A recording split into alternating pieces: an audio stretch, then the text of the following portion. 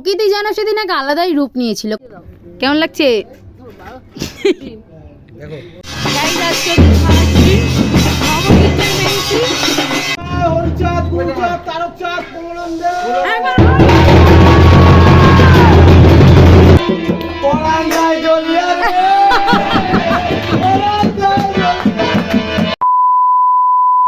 So hello guys, এতক্ষণ হয়তো intro thumbnail আর আগের মিনি ব্লগটা দেখেই নিয়েছো, এতক্ষণে শিওর হয়ে গেছো কি নিয়ে ভিডিওতে চলেছে। বেশি কথা তো আমি বলবোই না, তো চলো ভেতরে পুজোর সব তৈরি হচ্ছে, সেখানেই যাই।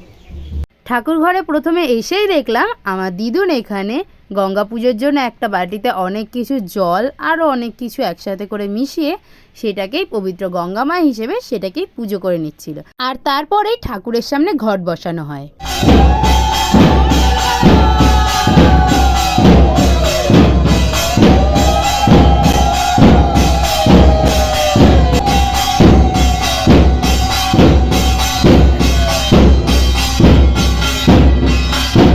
ঘরে পুজোর সব কিছু কমপ্লিট করে এবার দিদুন একেবারে বরণ ডালাটা নিয়ে চলে যায় যেখানে রান্না হচ্ছে আমাদের সেইখানে, কারণ উনুনও আছে, ওখানেও পুজো করতে হবে। তারপরেই যেহেতু রান্নাটা শুরু হবে তাই জন্য প্রথমেই দিদুন আগে এসে এখানে প্রথমে দুটো উনুনেই সিঁদুরের টিপ দিয়ে নিল, তারপরে এখানে ধুনো আর প্রদীপ দেখিয়ে ভালো করে পুজোও দিয়ে দিয়েছিল। দিদুনের দুটো উনুনে পুজো হয়ে যাওয়ার পরে যেহেতু ঘরের কর্তা আমার দাদু, তাই জন্য দাদুই প্রথমে উনুনে আগুনটা দিয়েছিল আর তারপরে শুরু হয় রান্নার কাজ। দুটো উনুনেই দাদু প্রথমে আগুন দিয়ে দেয়।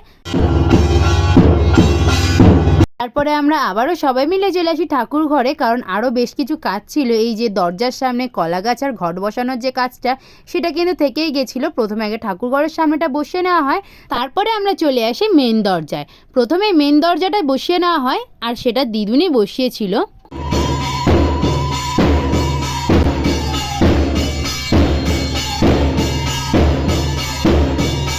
তারপরে চলে আসি সবাই মিলে একেবারে রাস্তায়। রাস্তার মুখে যে মেন গেটটা বানানো হয়েছিল সেখানেই এবার ঘট বসানোর পালাটা ছিল।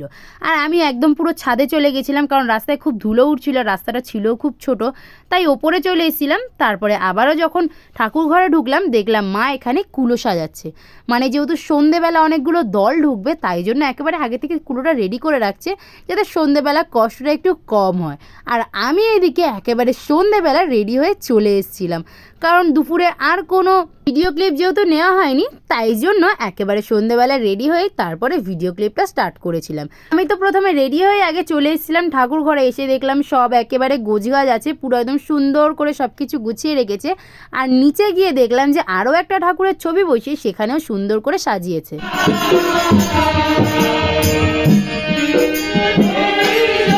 ওপরে দেখলাম সবাই যেহেতু গান করছে তাই আর বেশিক্ষণ না থেকে আমি একেবারে নিচে এসে গেছিলাম।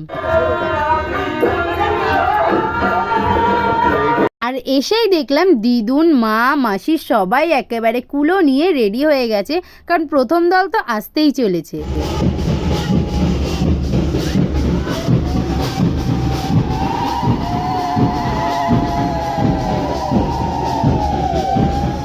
এবারেই শুরু হয় বরণ করার পালা।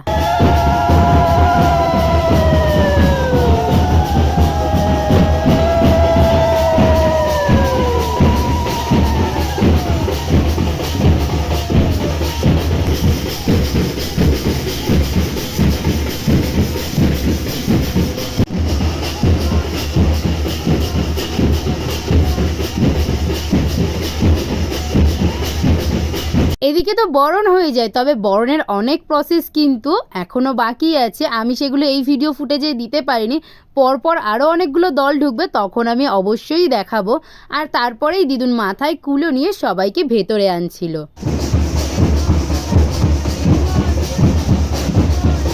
তারপরে তো মা প্রথম দল ঢোকার পরে একেবারে কুলো নিয়ে একেবারে ওপরে ঠাকুর ঘরে চলে যায়। তারপরে ওখান থেকে আবারও রিটার্ন তখনই নামতে হয়, কারণ সাথে সাথে আর একটা দলও ঢুকে গেছিলো, তাদেরই যেহেতু বরণ করে ভেতরে আনতে হবে তাই জন্য।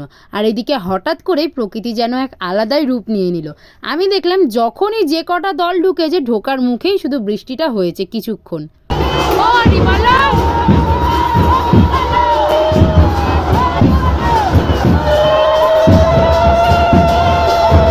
প্রকৃতি যেন সেদিন এক আলাদাই রূপ নিয়েছিল, কারণ একটা অদ্ভুত জিনিস আমি নোটিস করেছিলাম, যখনই দলগুলো ঢুকছিল মেন গেট থেকে সেইটুকুনি সময় একটু বৃষ্টি হচ্ছিল ঝিরিঝিরি করে, আর তা বাদে সব কিছুই হচ্ছিল একেবারে ঝোড়ো হাওয়া আর বিদ্যুৎ চমকাচ্ছিল, এর বেশি আর কিছুই হচ্ছিল না। তারপর চলে আসে 3য় নম্বর দল। আমরা আবারও কুলো নিয়ে চলে যাই তাদের বরণ করে ভেতরে আনার জন্য।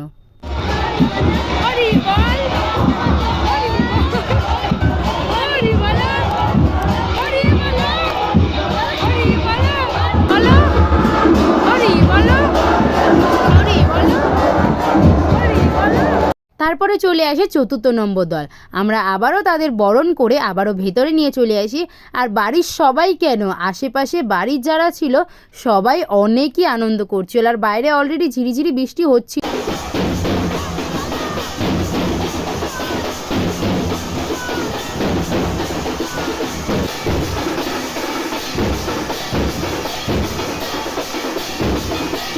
তারপরে এদিকে এবার শুরু হয়ে যায় ঝোড়ো হাওয়া, সাথে একটু বৃষ্টিও হচ্ছিল। তারপরে চলে আসে 5ম দলটি। তারপরে তাদেরও আমরা বরণ করে আবারও ভেতরে প্রবেশ করাই। তারপরে এদিকে আমি আর দিদি একটু ভিডিও ফুটেজ নিচ্ছিলাম, এটাই ওর সাথে আমার ফুটেজ, আর কোনো ফুটেজ নেই। তারপরে চলে আসে এদিকে আমার দাদুদের বাড়ির ওখানে যে পঞ্চায়েত প্রধান ছিল তারা দুজন চলে আসে, তাদেরও সেমভাবেই একেবারে বরণ করে তারপরে ভেতরে আনা হয়। আর এদিকে ততক্ষণে বৃষ্টি অনেকখানি শুরু হয়ে গেছিলো, দেখে হয়তো বুঝতেই পারছো যথেষ্ট বড় বড় ফোঁটার বৃষ্টি পড়ছিল, কি করব। আর আমি সেটা কাপড়ের আঁচলে ঢাকার চেষ্টা করছিলাম, এত জোরেই বৃষ্টি পড়ছিল। তারপরে আমি একেবারে চলে যাই ঠাকুর ঘরে। আর এদিকে শুরু হয় খাওয়া দাওয়ার পর্ব। ফাইনালি সব কিছু ডান, এবার আমাদের খাওয়ার পালা। খাওয়া দাওয়া করে ঘুমাতে হবে। সকাল হয়ে গেছে, তো দেখা যাক আজকে সারাদিনে আর কি হয়। সকালবেলা এখন ঠাকুরঘরটার অবস্থাটা ঠিক এরকম, সব গোছগাছ আছে, ওখানে নিশানগুলো রয়েছে। আজকে দুপুরে যারা দল নিয়ে এসেছিল তো তারাই এসে নিশানগুলো নিয়ে যাবে, তখন আবার দেখা হবে। এদিকে দুপুর হতেই ঠাকুরকে যেহেতু খেতে দিতে হবে, তাই জন্য আমার একটা দিদুন সব কিছু নিজের হাতে একেবারে গুছিয়ে সুন্দর করে রান্না করে নিয়ে এসেছিলো একদম ঠাকুরঘরের ওপরে। আর এদিকে আমার দিদুন সেই প্লেটগুলো একেবারে সরিয়ে একেবারে গুছিয়ে খেতে দিয়ে দিচ্ছিলো ঠাকুরকে। এদিকে আমার দাদু সবাইকে প্রণাম করে নিল, আর এদিকে আমিও বসে পড়েছিলাম, দিদুন সামনে কি করছিল সেটাই দেখছিলাম। তারপর আমিও তো স্নান করে চলে এসেছিলাম এদিকে, আর এদিকে একদম ঠাকুর ঘরে খাবার দেওয়া হয়ে গেছে আর সবাই বেরিয়েও গেছিলো। এদিকে আমার দিদুন করছিল এখানে নিশান পুজো। প্রথমেই সব নিশানগুলোতে ভালো করে তেল মাখিয়ে নিয়েছিল, তারপরে এইদিকে হাতে জল নিয়ে সেই জলটা সব নিশানে দিয়ে দিয়েছিল। তারপরে এদিকে চন্দনের ফোঁটা সব কটা নিশানে দিয়ে দিয়েছিল। মেন যে নিশানটা ছিল সেখানে 3টে দিয়েছিল, সবগুলোতে একটা করে। তারপর এদিকে একটু ফুল দিয়ে পুজো করে নিচ্ছিল। এরপরে আমার দিদুন নিয়ে নিয়েছিল দুধ, এবার দুধ দিয়ে সব নিশানগুলোতে ভালো করে দিয়ে দিয়েছিল। তারপরে দিয়েছিল এখানে ফুল, তারপরে এখানে হাতে ধূপ আর প্রদীপ নিয়ে একটু ভালো করে পুজো দিয়ে নিচ্ছিল। তারপরে এখানে দিয়ে দেয় দক্ষিণা। এবারে দুপুর হতেই চলে আসে একজন দলপতি, আর সে তাদের দলের যে নিশানগুলো ছিল সেগুলোই নিয়ে চলে যাচ্ছিল। তারপরে বিকেল হতেই আমি চলে এসেছিলাম ছাদের ওপরে। গাইজ আম মাখার পর্ব চলছে। আম মাখা হচ্ছে। এটা কি দিয়েছিস? এর মধ্যে কি? নুন আর লঙ্কা, এর মধ্যে লঙ্কার গুঁড়ো, লেবু পাতা, আর এর মধ্যে আছে সরষে আর কাঁচা লঙ্কা বাটা।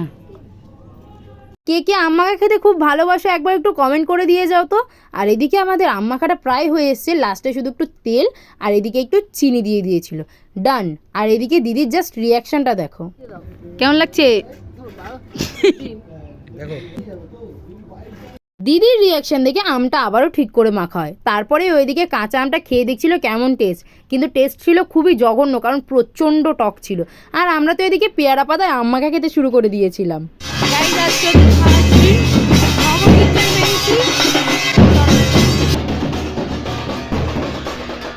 তৃতীয় দিনটা শুরু হয় সবাই মিলে একসাথে নগর কীর্তনে বেরিয়ে।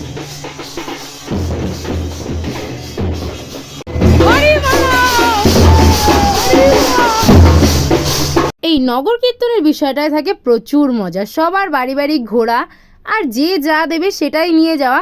আর এই মজা করে যে বাজানোর যে ব্যাপারটা আলাদাই একটা লাগে, আমার তো ভীষণই ভালো লাগে। প্রায় সব কটা বাড়ি ঘোরার পরে আমি ঠিক একদম পুরো বসেই পড়েছিলাম এইভাবে।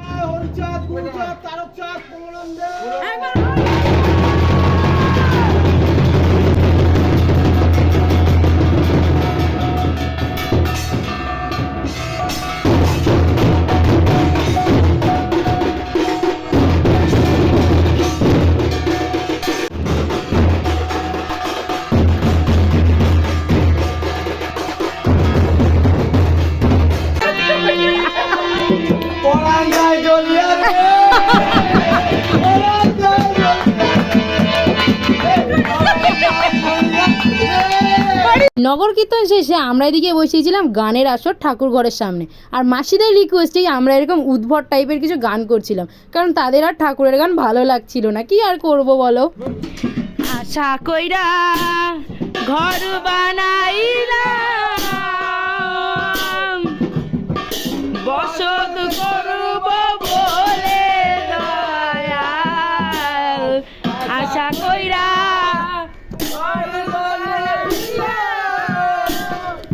তুমি বন্ধু কালা পাখি আমি কেন বসন্তকালে তোমায়। এই গানের আসরে ছিল একটা আলাদাই মজা, যেটা আর কিন্তু ভাষায় প্রকাশ করা যাবে না। তো টাটা, দেখা হচ্ছে অন্য ভিডিওতে, তোমরা সাবস্ক্রাইব করো।